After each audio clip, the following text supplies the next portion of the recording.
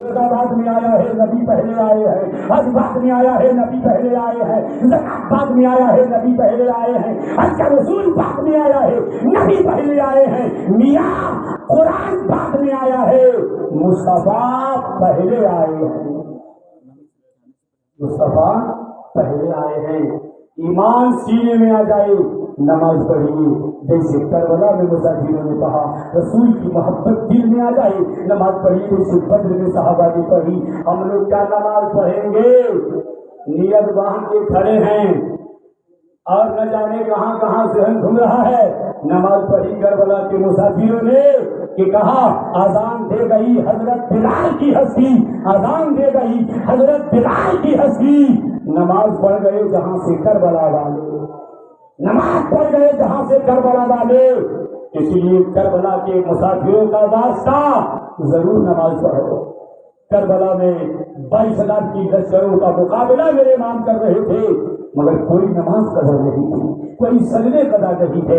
اور زمین پر جتنے اللہ والے گزرے ہیں، غوث اعظم ہیں، 40 سال تک عشاء کی وضو سے فجر کی نماز پڑھ رہے ہیں، غریب نماز ہے، پوری زندگی جن کے سجدے اور نماز میں گزر گئی، محبوب الہی ہے، پوری زندگی جن کے سجدے میں گزری ہے۔ اس لیے جہاں جہاں مزار ہے وہاں مسجد پائی جاتی ہے، جہاں جہاں مزار ہے وہاں مسجد پائی جاتی ہے۔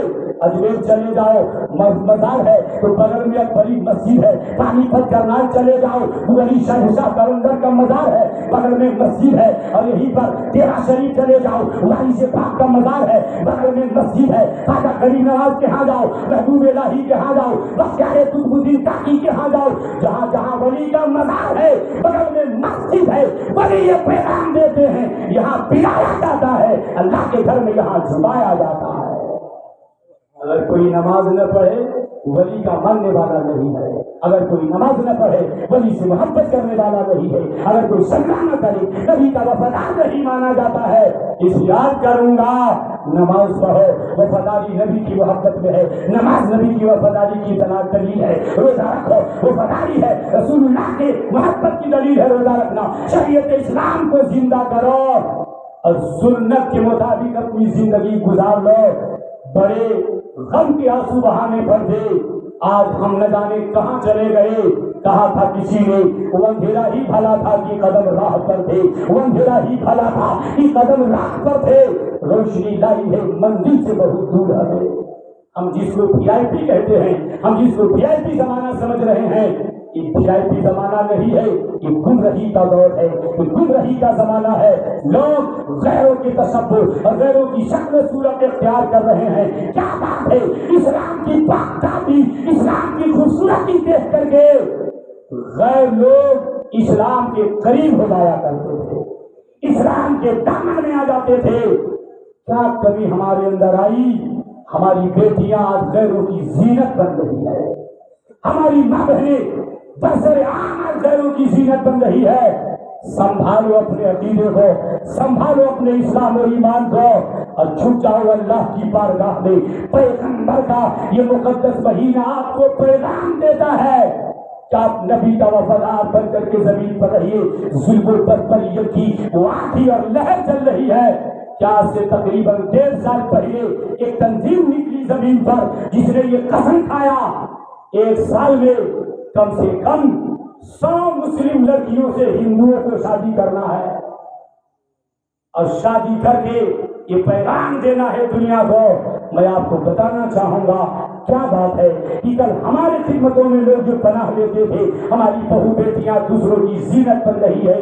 دیکھیے اپنے گھروں میں میرے آقا نے فرمایا اس گھر سے برکت روٹ جاتی ہے جس گھر میں عورت مرد کا لباس پہنے، اس گھر میں لعنت برستی ہے جس گھر کا مرد عورت کا لباس پہنے۔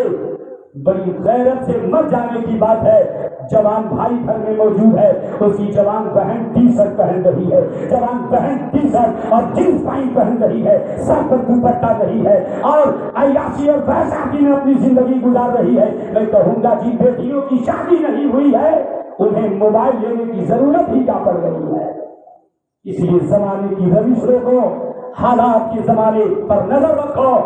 میری بات تھوڑی دیر کے لیے تلخ لگے گی آپ کو، مسلمانوں اسلام ویسا نہیں ہے، اسلام کے آگے ساری دنیا جھکتی نظر آئی ہے، اسلام کی حقانیت ہے۔ آج بھی لوگ اسلام کو روس میں قبول کر رہے ہیں، آئرلینڈ میں قبول کر رہے ہیں، امریکہ میں قبول کر رہے ہیں، جرمن اور جاپان میں لوگ مسلمان ہو رہے ہیں۔ مسلمان کا کردار دیکھ کر نہیں، اسلام کا کردار و عمل دیکھ کر، اسلام کا پیغام دیکھ کر، اسلام کی پاکیزگی خوبصورتی دیکھ کر۔